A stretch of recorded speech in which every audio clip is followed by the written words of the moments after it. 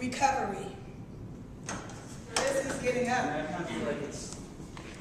Is it both? Yeah. Risk and recovery. Yeah. Someone else, one more person? How would you use the chairs in your body to show risk?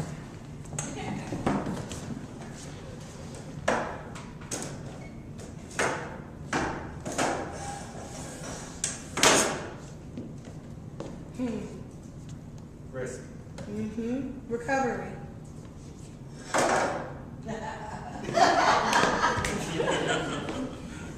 I dig it.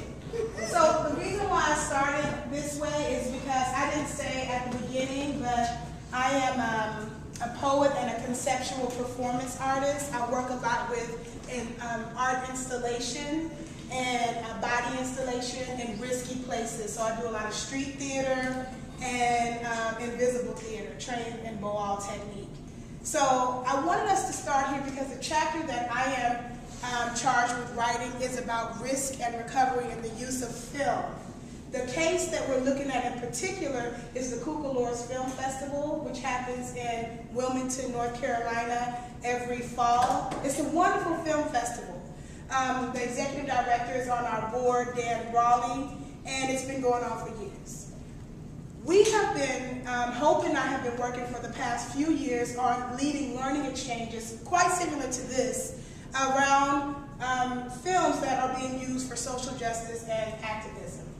Last year, 2 years ago, we led a huge learning exchange after a film about the Wilmington 10. And then last year, we led a learning exchange and a series of kind of film talkbacks about a film on immigration issues, a film on environmental issues, and educational justice, yes. So as we were going through our weekend and processing and leading these sessions, I noticed this idea of risk and recovery coming up again and again for me. What does it mean for a filmmaker with his or her camera to go out to a community that quite possibly they're not a part of and film and document something that's happening?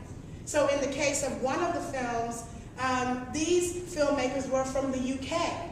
They went to Texas to talk about basically the environmental pollution and what the oil industry is doing in Texas, and how because of irresponsible environmental justice practices, they're killing people, quite literally.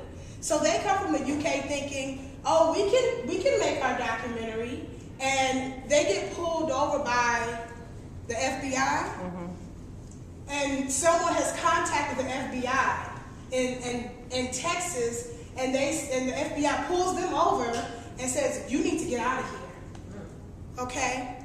But they're making a film, and the guy says, well, how can you put me, I can make a film, and the FBI agent says, if you knew what was best for you, you need to get out of here, okay? The oil industry in Texas does not play.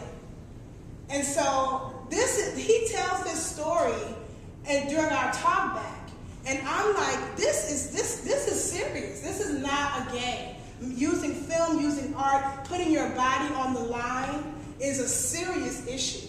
And we think everybody wants the world to be better. Everybody wants justice, right?